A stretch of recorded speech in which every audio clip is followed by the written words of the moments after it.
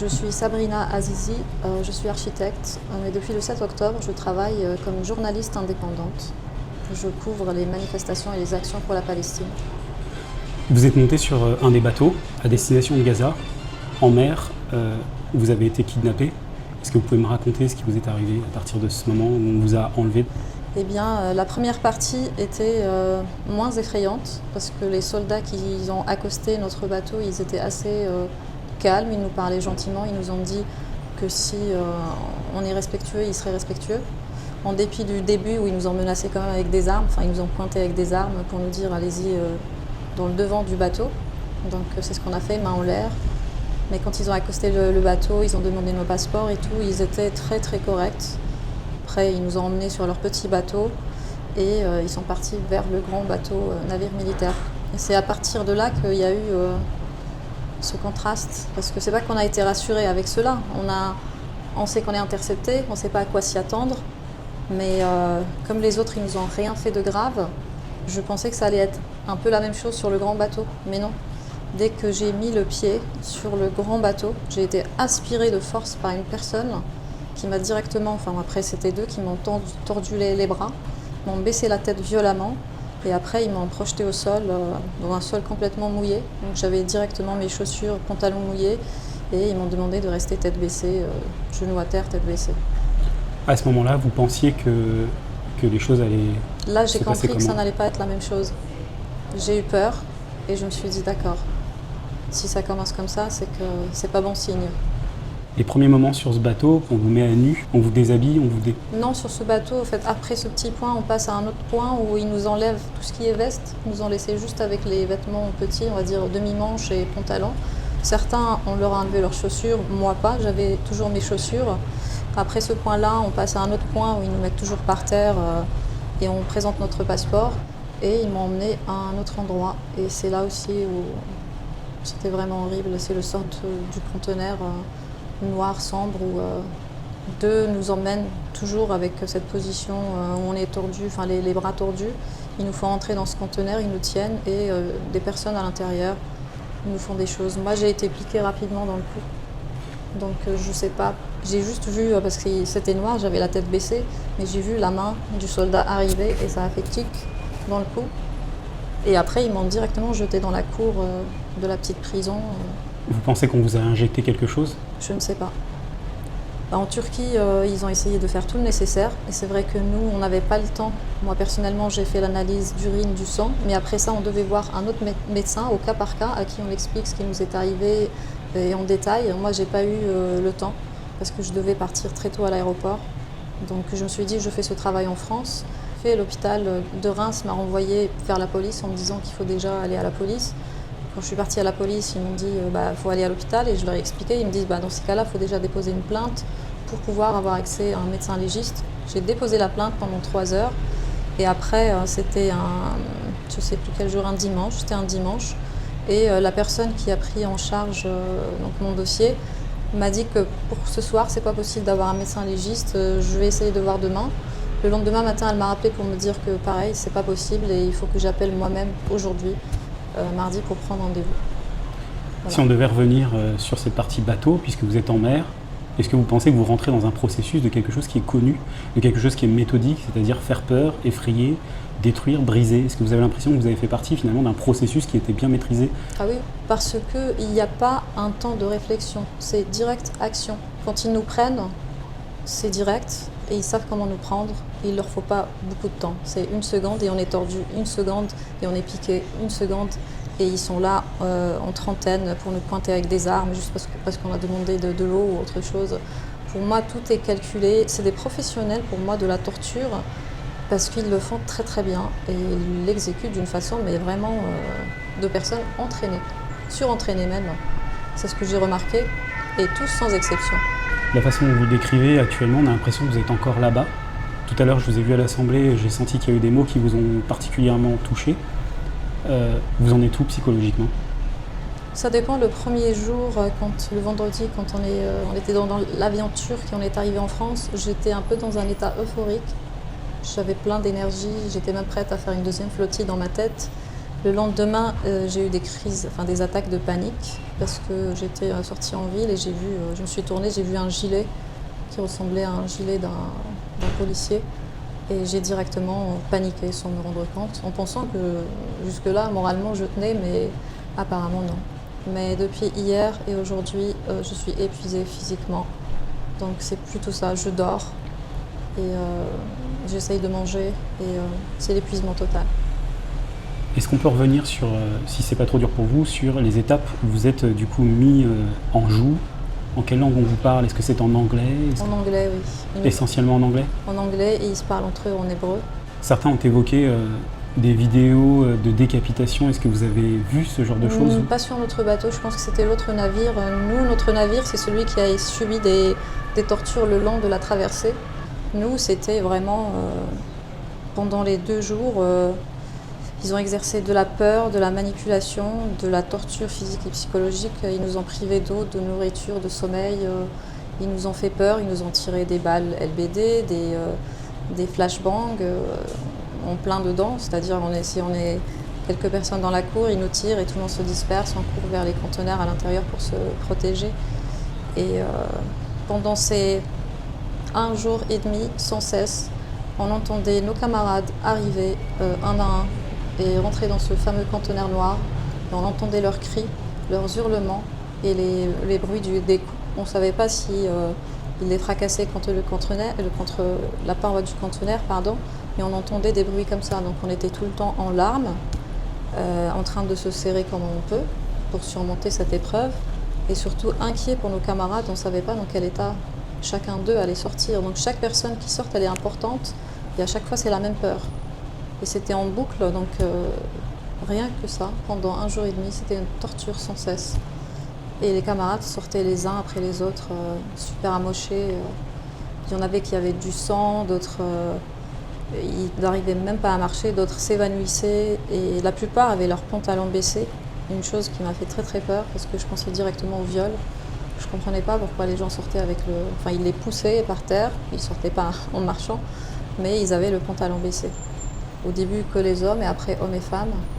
Donc c'était traumatisant, et on n'osait même pas leur demander après est-ce qu'ils étaient violés. Enfin, c'est le médecin qui a fait ce travail par la suite de recenser le nombre de personnes blessées, le nombre de personnes agressées sexuellement. Certains ont évoqué un traitement plus allégé parce que français. Est-ce que vous, c'est votre sentiment? Sur ce bateau-navire, je ne dirais pas que c'était le cas. On a d'ailleurs un Français qui a reçu 4 coups de taser, et puis il a été battu avec les armes. Il a des traces sur le cou et des côtes fêlées. Donc non. Mais quand il voyait une personne racisée ou musulmane, automatiquement il lui enlevait le foulard. Ça, c'était systématique. Et il les humiliait comme nous tous. Mais pour les coups, le type de coup, je pense que c'était vraiment aléatoire. Et une fois arrivé à terre, oui. Là, qu'est-ce qui se passe? Déjà, avant d'arriver à terre, un matin, on était entassés dans les conteneurs. Je ne dormais pas parce que c'était plus mon tour. On dort à tour de rôle puisqu'il n'y a pas assez de place pour tout le monde. Donc j'étais réveillée, debout dans le conteneur, en train de regarder le vide. Et à un moment donné, je vois certains camarades rentrer en courant. Et là, je comprends qu'ils nous font encore la scène de rentrer par trentaine avec les boucliers, les armes. Ils nous demandent de sortir main levée. C'est ce qu'on a fait. Et donc tout le monde sort. Et j'étais à côté d'une personne qui était très blessée parce que la veille, il a été ramené et les médecins n'ont rien pu faire pour lui parce qu'il avait une sorte d'ouverture. On dirait qu'ils l'ont tapé avec quelque chose de métallique qu'il y a dedans. Il avait 4 griffes, dans certaines très ouvertes où on voyait l'intérieur de la peau. Et la médecin elle a dit que cette partie elle était fracturée. Donc lui, il était à côté de moi, il devait également lever les bras. Et je voyais qu'il était en sueur, il tremblait, qu'il allait s'évanouir. Donc à un moment donné, je lui ai tenu la main aussi pour qu'il se repose sur moi. Et on a levé la main comme ça pendant un moment, jusqu'à ce qu'il nous demande de se mettre en rangée par chiffre, par le numéro d'interception. Moi, j'étais numéro 9. Et donc, ils ont fait des rangées de 1 à 9 et puis de 11 à 20 jusqu'à 185. Et après, ils nous ont attaché les mains avec les zip ties et ils nous ont mis par terre, exposés au soleil pendant D'après nos camarades, c'était 2 heures de temps, parce que l'hymne national qu'ils nous ont passé pendant ce temps-là, elle est passée 42 fois, selon certains camarades qui ont compté le nombre. Donc voilà, on a vécu cette scène qui était très difficile et éprouvante physiquement. Et après, ils nous ont sortis de ce bateau et ils nous ont emmenés vers une tente extérieure sur le port, qui n'était pas très loin, parce qu'on dirait qu'ils ont fait une sorte de L pour moi. En revanche, ils m'ont fait très très mal. J'ai crié le long du trajet depuis qu'ils m'ont soulevé du bateau jusqu'à ce qu'ils m'ont posé par terre dans la tente, parce qu'ils m'ont pris, je ne saurais pas décrire la scène puisque je ne me voyais pas, mais j'avais les jambes en l'air et ils me prenaient à partir du zip qui était déjà très serré. Donc tout le poids, mon poids a été porté par ce fameux zip. Ça faisait très très mal. Donc j'ai crié et puis quand ils m'ont posé, j'étais soulagée de ne plus avoir aussi mal. Et la personne qui est après moi, pareil, je l'entendais crier et puis une fois posée sur terre, elle s'est évanouie. C'est-à-dire que toute cette dynamique de violence, de torture a démarré dans les eaux internationales. Donc en fait, vous visiez Gaza et vous avez été pris en otage, kidnappé. Il y a un sentiment d'injustice, j'imagine. Bien sûr, on ne comprend pas comment est-ce possible de se faire kidnapper dans les eaux internationales. Et surtout, c'est vrai que le premier jour, on se dit peut-être que nos pays ils vont faire quelque chose, ils vont nous chercher. Mais après, on comprend quand on voit que la torture elle continue et qu'il n'y a rien. Moi, à un moment donné, je me suis dit... on est vraiment là, on est en train de subir tout ça et personne ne sait rien du tout de nous. On ne sait pas où on va, combien de temps ça va durer et on est là. Et franchement, ils étaient très professionnels dans la torture. Je pense, des techniciens. Oui, voilà. Ensuite, des éléments, comment vous récupérez vos camarades, puisqu'on sait qu'il y en a qui ont été violés, il y a eu une quarantaine d'eaux brisées, si on doit compter sur les 400 personnes. Comment vous vivez tout ça de l'intérieur ? Au début, on n'osait pas parce que la cour elle était séparée en 2 parties avec un scotch. Donc la personne qui est jetée depuis le conteneur, elle est sur l'autre partie et les personnes qui sortent, elles arrivent à la 2e partie. Les premières personnes, on n'osait pas aller les chercher parce qu'on avait toujours une arme pointée. Mais petit à petit, vu que les personnes étaient de plus en plus amochées, ils n'arrivaient ni à marcher ni à se lever, certains sont allés vers eux pour les récupérer. On a pu récupérer certains comme ça, mais à un moment donné, les soldats nous ont encore pointé avec des armes, ils nous ont dit « si vous franchissez la ligne, on va vous tirer dessus ». Donc on a eu peur certainement, donc on est resté derrière la ligne et on voyait nos camarades dans la souffrance se démerder pour pouvoir venir jusqu'à nous. Alors que pour certains, c'était vraiment impossible d'arriver difficilement, avec les blessures qu'ils avaient. C'était il n'y a pas si longtemps, mais là, est-ce que ça vous hante, des images ? Là, je suis épuisée, je fais des cauchemars très bizarres que je ne faisais pas avant. Mais je pense que l'épuisement dans lequel je suis, pour l'instant, vu que dans les 4 jours que j'ai vécu là, c'était chaque jour une situation un état émotionnel et physique complètement différent, je pense que ça va changer. Mais pour moi, là, les 2 jours, c'est pas le côté moral, c'est plutôt le physique. Je suis épuisée, j'ai même pas la force de repenser à tout ça. Tous ces hommes, ces femmes étaient masqués, nous a-t-on dit pour l'instant. On parle de masqués. Comment on vit de savoir que son agresseur, c'est des gens qui sont des techniciens de la torture, potentiellement, qui peuvent voyager ? Je ne sais pas si ça vous avait fait ce rapprochement ou pas, de vous demander, mais ces individus, qui sont-ils ? Sur place, j'ai pas fait le rapprochement qu'une fois qu'ils sont en dehors d'Israël, mais j'ai fait surtout le rapprochement avec des Palestiniens. Je me disais, mais les Palestiniens ont affaire à des gens comme ça, tous les jours, depuis la naissance. C'est horrible. C'est des gens qui... Je n'arriverai même pas à les décrire. Et j'ai essayé, à un moment donné, j'ai compris qu'ils essayent de nous déshumaniser, mais en essayant de les regarder et pas dans les yeux. J'ai réussi à regarder certains. Quand je m'écroule, à force d'être sur la position à genoux et qu'à un moment donné le corps ne me tient plus, donc je m'écroule. Et pendant que je m'écroule, j'arrive quand même à voir une autre vue que le sol. Et je vois certains soldats, certes masqués, mais je les regarde et je me dis, mais comment on peut être comme ça ? Et après j'ai compris qu'au fait, en essayant de nous déshumaniser, c'est eux qui se déshumanisent eux-mêmes. Et on les voit, ils sont sans humanité, ces gens-là. Votre retour, vous êtes passé par la Turquie, vous vous souvenez que vous avez été piqué, Comment on se remémore tous ces éléments-là, des piqûres, tout le questionnaire légal qui va être nécessaire pour savoir exactement ce que vous avez, ce qu'on vous a injecté potentiellement, ce qu'on vous a fait vivre. Comment on repasse tout ça en boucle dans l'état de fatigue dans lequel vous êtes? Alors, je pense que les 4 jours sont bien ancrés dans ma tête parce que c'était tellement traumatisant. Après, c'est l'ordre des choses. Parce que chaque événement était pire que le précédent. Et je ne pourrais pas les oublier, donc ils sont là. Mais par moments, quand j'essaye de me refaire le scénario, je perds un petit peu la chronologie. Je ne sais pas si cet événement s'est passé avant l'autre ou c'est juste ça. Mais pour l'instant, je n'oublie rien. Et je me dis d'ailleurs, si je me pose, je dois écrire tout ça parce que plus tard, je ne sais pas comment mon cerveau va réagir. Mais non, c'est encore là. C'est pas... Est-ce que vous auriez des choses qui vous viendraient? Qu'est-ce que vous auriez envie de me dire en plus?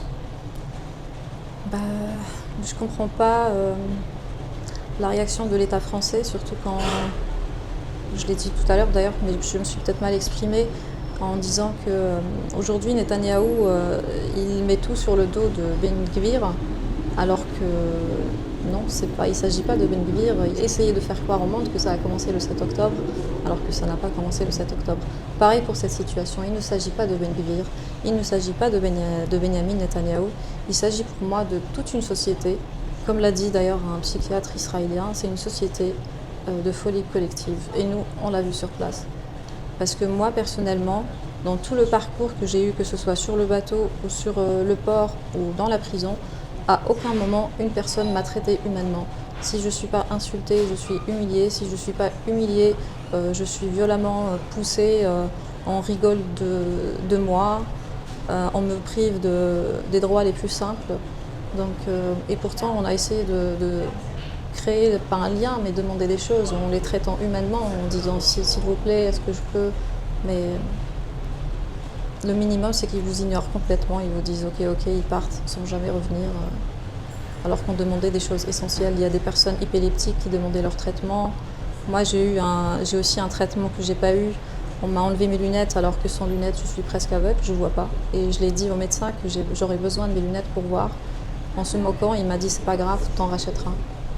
Et une fois en Turquie, j'avais récupéré mes lunettes dans le sac qui vient d'Israël. Mes lunettes étaient brisées. Donc voilà. Je comprends pourquoi il m'a dit tu t'en rachèteras finalement. Donc voilà, ils font le maximum. Merci Sabrina Zizi. Merci à vous.